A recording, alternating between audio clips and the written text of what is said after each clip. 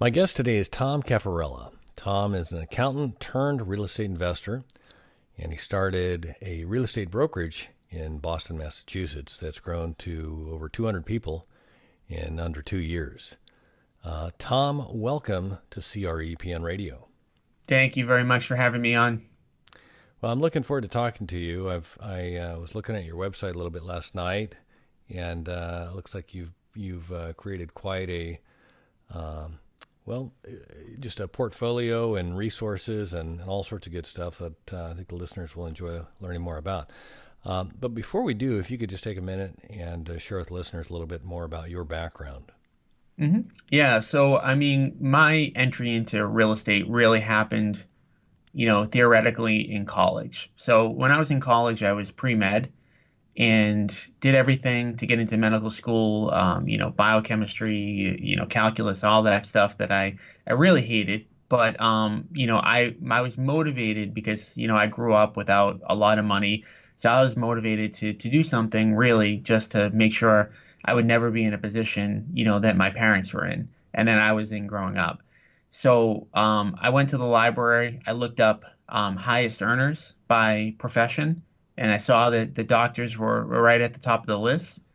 So I was pre-med. I spent the first 3 years of my college education pre-med while I was going through my coursework. I was a pizza delivery boy. And what I would do when I was driving around is I would listen to audiobooks because I would just be bored and I was driving on the road kind of all day long. And I would listen to all different various things. And then I came across a book one day called Rich Dad, Poor Dad. I'm sure you're familiar with the book, right? Right, right. So that book really was a complete mindset change for me. It basically kind of taught me that the path that I was on didn't necessarily have to be the path. And it got me so fired up that I ended up dumping pre-med after basically doing everything I needed to do to get into medical school. And at that point I said, I don't know what I'm going to do, but I know I don't really want the typical path. I knew I wanted to be more entrepreneurial. And so what I ended up doing was I double majored in college. And so I did all my coursework for pre-med, so that was already done. But then I ended up picking up an accounting degree as well. And I worked for a big firm, international accounting firm, right out of college. Pretty much the second that I got there, I knew again that, this really wasn't the path for me. Again, I'm just way too entrepreneurial. I like to kind of, tinker around, try things. And so I spent probably about 2 years as an accountant, not liking getting up to work, basically feeling like I was a slave, sitting at my desk, chained to my desk, all that stuff that I think a lot of people, feel. And I was spending so much time reading about real estate and researching how to get into the real estate business that I ended up getting fired from my job. And Wow. the day that I got fired, it was, even though in hindsight, it was literally the best thing that ever happened to me at the time, I felt like a complete failure. And I really didn't have a game plan. I was 23, maybe 24 years old. I still really hadn't done much in real estate. In between the time that I started my accounting career and the time I got fired, I did get my real estate license. And I was kind of showing friends and family houses, and I sold a couple of houses here and there.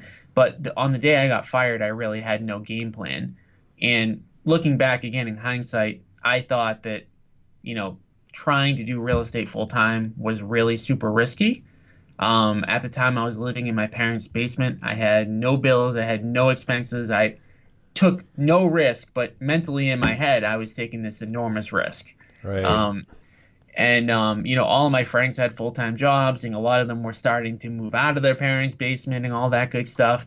So, all I knew was that I didn't fit in to the corporate world, and I wanted to be in real estate. So I had sold a few homes as a real estate agent. So I said, well, let me try to kind of make a go of that. And I did that for a little while. I was pretty successful with that. But I knew I really wanted to be an investor. So I ended up buying into a franchise called Home Investors. Have you ever heard of Home Investors? Don't know that I don't know that I haven't seen it out here. Yeah, so they're not everywhere. They're basically a real estate investing franchise. I believe they're the only one that actually exists. And my end goal after reading that Rich Dad Poor Dad book was always to accumulate rentals, was always to work my way. And he would talk about going from, buying single families, then to buying a two family, then to upgrading and basically trading, the greenhouses for the red hotels. Hmm. And so eventually getting into some bigger, type buildings. And so when I bought into the Home Investors franchise system, what they told me and what they taught me, because I had no money at that time, was if you really want to accumulate rental units, you've got to use the methodology that they refer to as BRRRR, which is buy, renovate, rent, and then refinance and get all your money back out.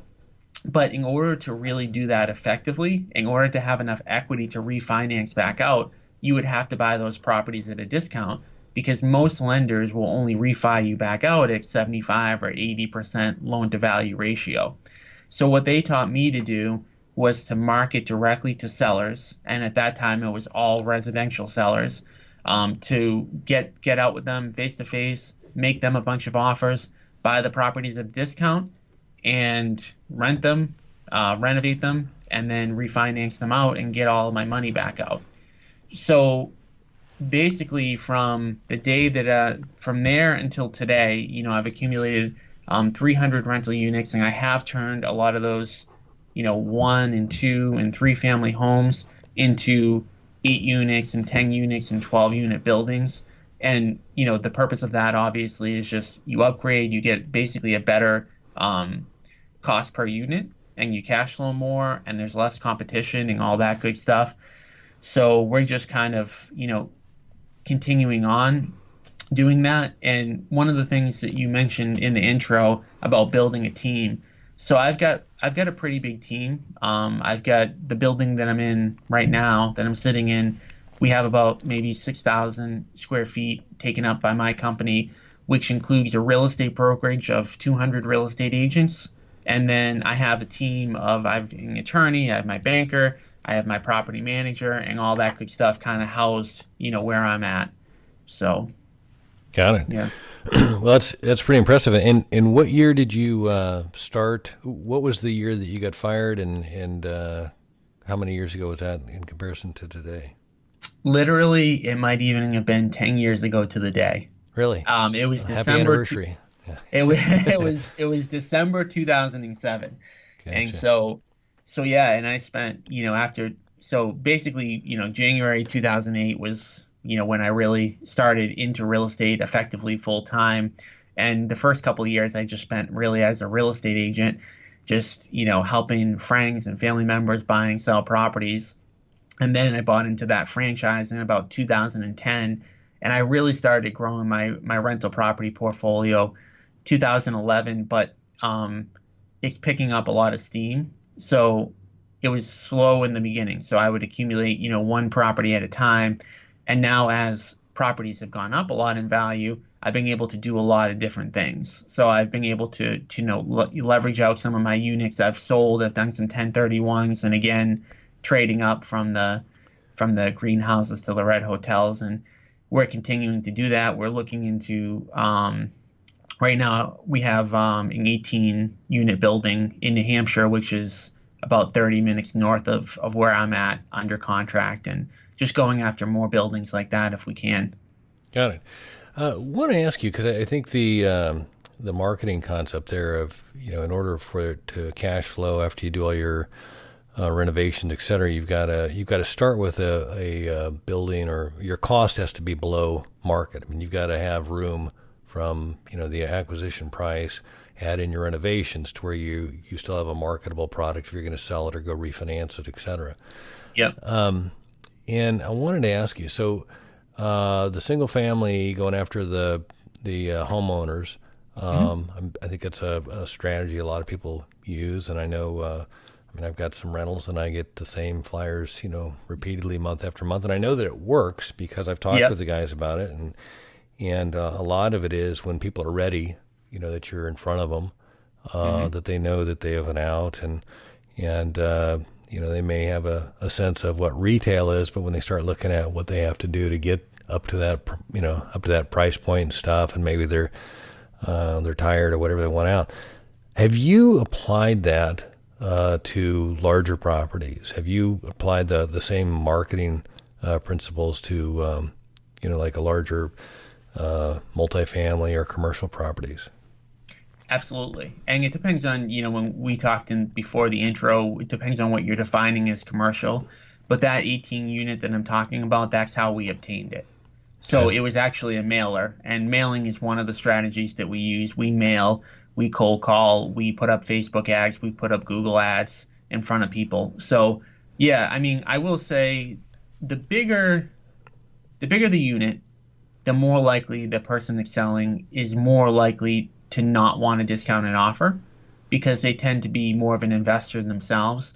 But we have bought a good amount. We actually had a guy who had 60 units, and he's been selling off his rental property portfolio to us. We've bought about half of his units, and those were made up of anywhere from 2 families to 6 families, and he's been selling some of that stuff off to us. We're trying to buy all of it if we can, but he keeps, he'll sell us one every few months. So yeah, I think the same principles would apply. It is a little bit easier, I think, for the smaller stuff, for a 3-family that maybe somebody only has 1 3-family, and maybe they have 2 really, really tough tenants, and they're not really set up. They don't have a property manager. They're doing everything themselves. I think that person is more likely to get super frustrated and get one of my letters in the mail and then sell to me at a discount than someone who has maybe a 30-unit building and has a property manager and maybe is a little bit more of an investor. But we definitely have bought stuff from people, in that, range as well. Sure. I'm just wondering on the marketing, as far as the strategy, is there any kind of a time frame from the first mailer to an actual, you get a call that somebody, you get a property under contract? Do you have any kind of a sense of time, or is it just you got to stay after it, or can you speak to that? Our marketing never stops. So Okay. we have a database of all of the multifamilies that we want to buy in the greater Boston area. Mm-hmm. They get mailed every month. They get called. So one of the reasons why I built up the brokerage team is those people call all these people for me. So all of the multifamilies that we want to buy, as an example, we're not only mailing them, but we're buying cell phone records for them. And my agents, part of their prospecting that they have to do if they work for me, is that they'll call through those phone records in order to make offers on my behalf. So yeah, we're hitting them over and over and over again. I mean, like you kind of alluded to, it's somebody sells to me at a discount, right place, right time. Right. So if I sent them a mailer a year ago and then they want to sell today, most likely they've thrown out that mailer. They don't even know I exist. If I mail them every single month, that day that they're ready, then they're going to look at me as a potential option. Doesn't mean I'll buy the property, but at least usually I'll get the appointment. And sometimes people have met with us because they say, you guys don't stop, calling me. You don't stop, marketing to me. I've got to see what you can offer. And we have bought properties in those cases where somebody really wasn't even necessarily 100% thinking about selling, but they were just like, you guys just keep, after it. And they'll listen to us. No, and I think that's in order to get the opportunity. I mean, you can't make the purchase if you're not even in consideration.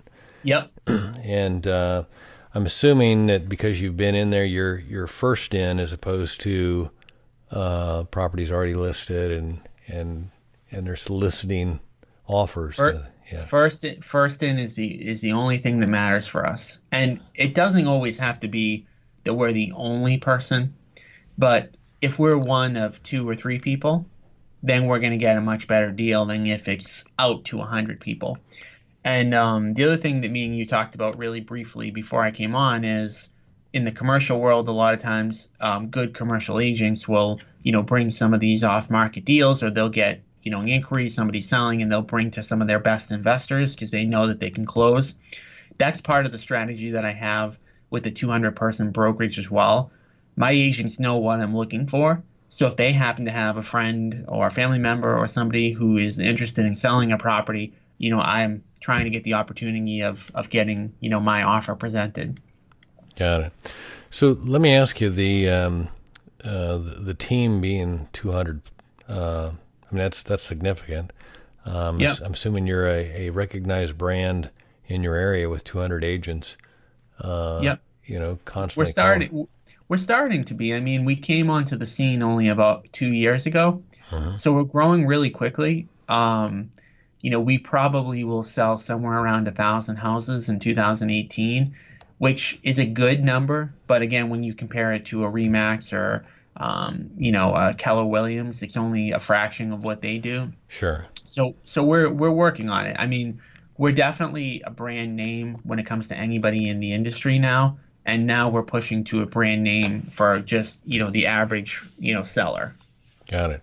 But I think the from a an investor standpoint, like we were talking, the key is to get in ahead of the crowd, to have the opportunity to have a discount, and allow you And to go ahead. yeah, so in that aspect, we're branded because agents in this area know who we are. So we are not just getting opportunities from the 200 people that are in my brokerage, but we're getting opportunities from other people who are outside of our brokerage that know that we can buy those properties. But I will say this, those people forget about us too. So that's why we try to get them in-house because, top of mind, if they get a great, rental, property, commercial or residential, we want to make sure that we're at least, getting the call. Right.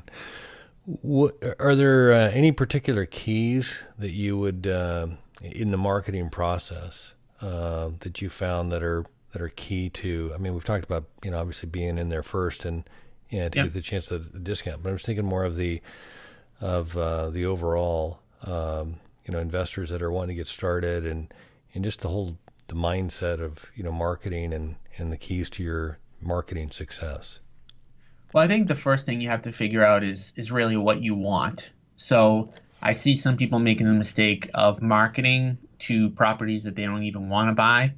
Maybe they buy a list and they say, I'm going to market to everybody who's in pre-foreclosure, or I'm going to market to everyone who's an absentee owner.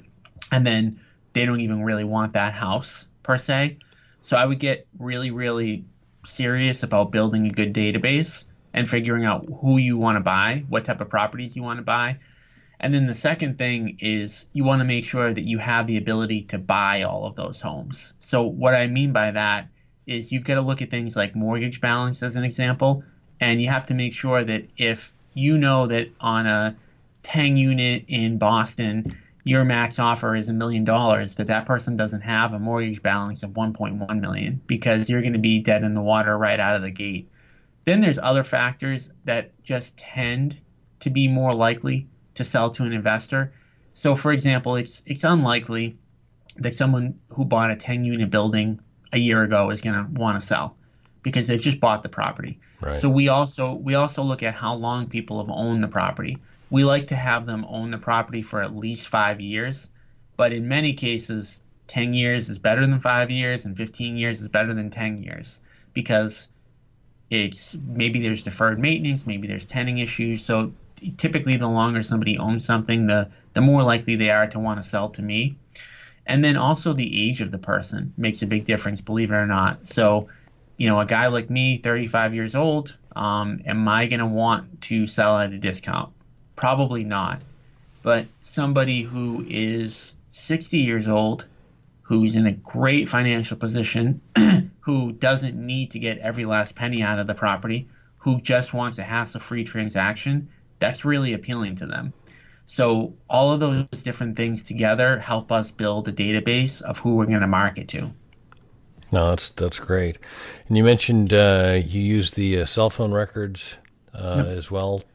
So Yep. you get the mailer, the calls. You do that all monthly, and the cell phone records. Are you calling the cell phone or texting, or is there any? We're calling. We don't get much success with texting because if you're to cold call somebody and to really convince somebody to meet with you, it's difficult to do over a text message because the Right. the first thought is like, this is spam. Who is this person? Is this, what's going on here? So it's hard to build any trust via a text message. We have tried it and we haven't been super successful with it. So when we call through our databases, we use a dialer called Mojo Dialer, which allows us to call 3 people at once. And effectively, if somebody is dialing for an entire day, they can call 500 or 600 or 700 people, depending upon how many people that they talk to. So it'll drop voicemails and it'll just make, your calling a lot more effective. So my agents are calling through those people all the time and just saying, hey, we're looking to buy, properties like yours in your area. Would you ever consider an offer? Great. Is there a day we can come out there, just take a look at it and see what we can do? And if it's a fit for you and it's a fit for us, we can move forward. And if it's not, there's no pressure. We're going to leave as friends, and, you can obviously, it's your property to sell or not sell. What do you think your success rate is as far as percent of offers made to accepted? About 5%. Okay. So roughly about 1 out of every 20 people that we meet with accept our offer. The rest of them are all what we would call like retail properties. So people really wanting max value. And that's the benefit of having the real estate agents going out there. So when we meet with somebody, we have a specific sales process that we go through. And one of the things that we do is ask them qualifying questions. So why are you selling? Why did you call me out here? Where are you going after the fact? How much money do you need to get there? So we really make a determination before we even give an offer of really what makes the most sense for them, because somebody that doesn't want to sell to an investor is never going to. And so we want to make sure that we're really advising them in the best way that we can. So we don't do, a one size fits all type of thing. We're not telling somebody that really should sell to an investor to list their house, and we're not telling somebody who should list their house to sell to an investor, because it doesn't make sense. So we're really just trying to help the person figure out what makes the most sense for them. And only 5% of people really want to sell hassle-free at a discount. And those 5% of people are very happy to do it. They like the service that we provide.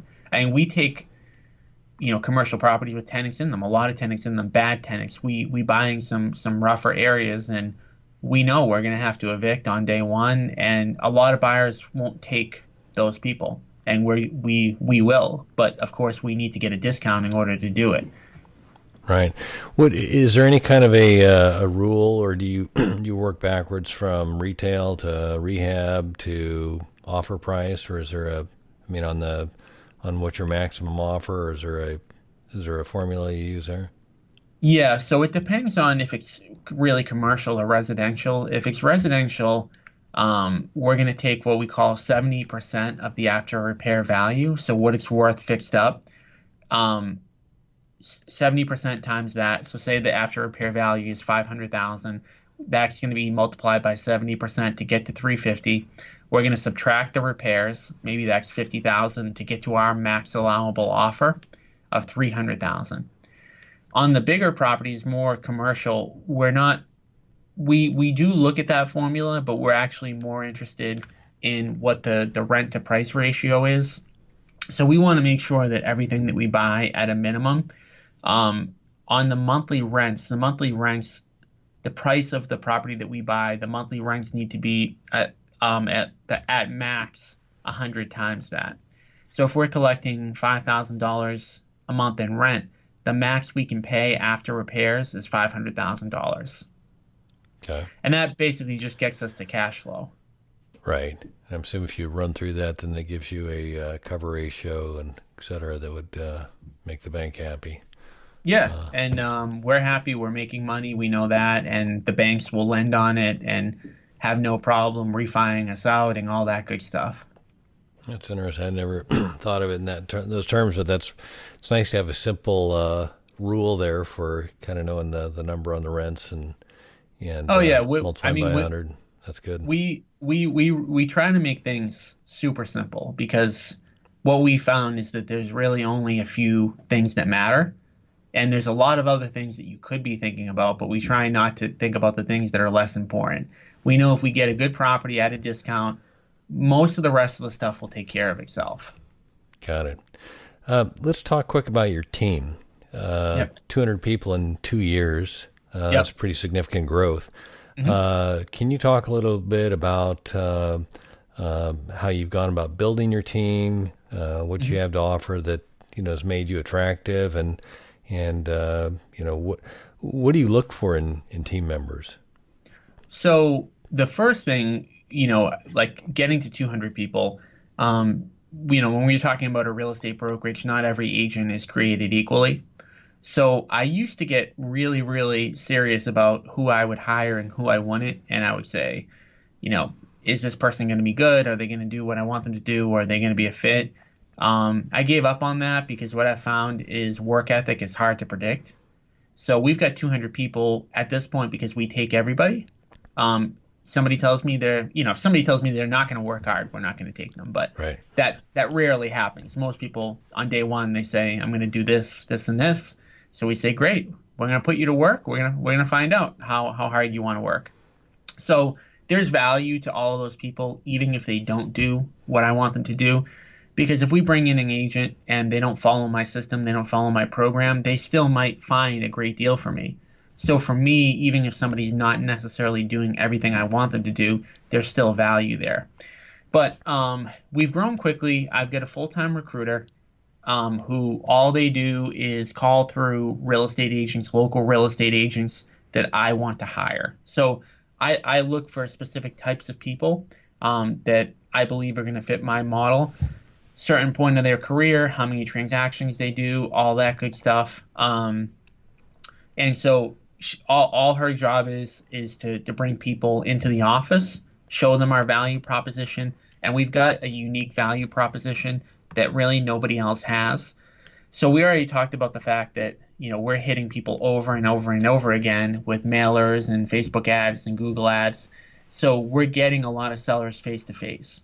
All of those sellers that we get face to face, 95% of them, like we talked about, are going to want to sell retail, which are great leads for real estate agents.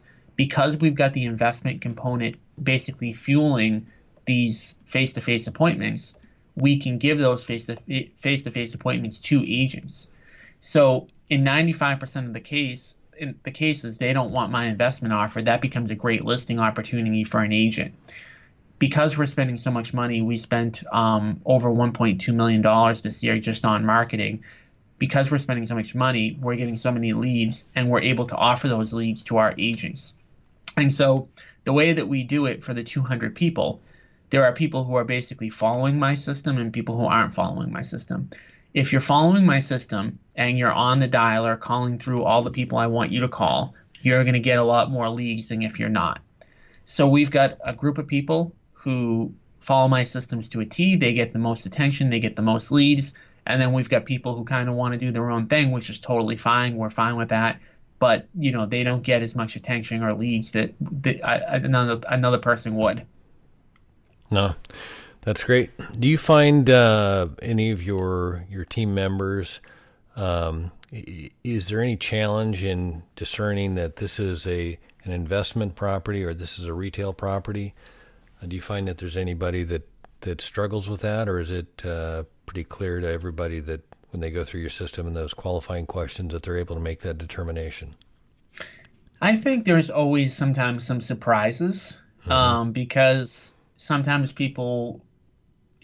sellers won't let on, maybe some of the problems that they have, and they may really be more of an investment seller than you might think. And we've also had the opposite where we go into a home, it's in perfect condition. We say there's no way they would ever want to sell to us, and then they end up, doing it. So, they're pretty good at discerning it, but it's never 100% guarantee. But at the end of the day, we are providing them with, both solutions. So the sellers are able to determine what they want. We're never saying, oh, you're a retail seller, you can't take an investment offer. We're saying we're going to give you both, but based on what you told me, the fact that you don't mind having an inspection, the fact that you're willing to wait as long as you need to, the fact that you don't mind having people coming through your house, it makes me believe that you probably shouldn't sell to an investor. And we let them, at the end of the day, it's their decision, not really ours. We can only go on the information they're giving us. Sure. No, I was kind of curious about that because I think one of the things I've seen is or some of the people I've come in contact with is a retail mindset versus an investor mindset. And I was kind of curious if you'd had any, and it sounds like you've got it systematized to where there's a path to some questions that they can ask to help, We have sales training every single day, just, building rapport, qualifying questions, trial closing, all that stuff, just to get people to make sure that at the end of the day, we're giving the solutions that the sellers need. So, but somebody comes in brand new on day one, they're going to struggle with a lot of the stuff because they've never seen it before. Got it. Well, this is all, it's interesting, and I really appreciate you kind of sharing all the marketing and kind of the team building, because I think a lot of times when, especially when newer investors are wanting to get into the game, they go, okay, ready. I'm ready. I read Rich Dad Poor Dad. I'm ready to create some extra streams of income, and the marketing and just the volume of deals you've got to look at, and the effort to find a good deal, because anybody can go and whether it be the MLS or find a sign for sale or whatever, and go out and get a broker and get engaged in that. But paying retail for a deal, and I've done it numerous times, but I've also bought them off market, and there's a world of difference. And if you really want a cash flow and you want to have some recognizable cash, actual cash in your pocket, you've got to get more of a wholesale off-market deal. And just the discipline and what you mentioned, the monthly mailing and the monthly phone calls, the persistence too. That staying in front of the seller who is maybe not a seller today, but 4 months, 2 years from now, that's their time. Yeah, it's a business. You can accumulate, commercial properties, rental properties at a slow pace and do well for yourself, and you can be totally happy with that. But if you really want to take it to the next level, you've got to put in the time, effort, and energy. And it is a business. It's something that you've got to do every single day. And if you put in the time, energy, and effort, it's well worth it. But a lot of times, getting off the ground can be the hardest part. Once you start getting off the ground, it's a lot easier. Got it. Well, Tom, I want to be respectful of your time here. Before we wrap this up, is there one thing you could recommend to our listeners who are looking to, build a team to grow their, or maybe even something about the marketing or building a team? I think that the marketing stuff is the most important, because it's not that difficult to build a team when you have the marketing down. The marketing kind of feeds everything. And with the marketing, it's just really persistence and hitting people over and over. Like if you think that calling somebody one time or mailing somebody one time is going to get it done, it's just not. Like, people need constant bombardment, and that's why Coke and Pepsi and all those places, they just run commercials forever, and they don't stop. And some people might wonder why. I can't believe, why would they have 10 commercials a day? That doesn't make sense. The average person is bombarded with so many different marketing things that they need to be hit over the head over and over and over again forever. So it's just about consistent marketing, and then the rest of the stuff will fall into place. That's good. What is the best way for our listeners to find out more about you or get in touch? The best way would probably be to sign up for my training webinar, which they can do at www.realestateinvestingiseasy.com. Again, that's www.realestateinvestingiseasy.com. And on the webinar, I go into a little bit more detail on exactly how I did all this. And I did it, by the way, with no money, right? So, you talked about, paying retail, and I've paid retail too. You can pay retail and accumulate a rental property portfolio. But the problem is that if you don't have a ton of cash, you're going to get stalled at some point. So if you want to learn how to do it, buy at a discount and use the BRRRR strategy and do it with not a lot of excess capital, that training video will tell you exactly how to do it. Oh, that's great. Tom, thanks for taking the time to talk today. I've enjoyed Thank it, you. and Thank you. look forward to doing it again soon. Awesome. I appreciate you having me on. All right. And for our listeners, if you like the show, share the show with someone you know. Send them a text. Ask them out to coffee and recommend they check out CREPN radio so they can hear about Tom and his lessons learned and how he grew his real estate brokerage and marketing lessons as well. Remember, the more you know, the more you grow. That's all we've got this week. Until next time, thanks for listening to Commercial Real Estate Pro Network's CREPN Radio.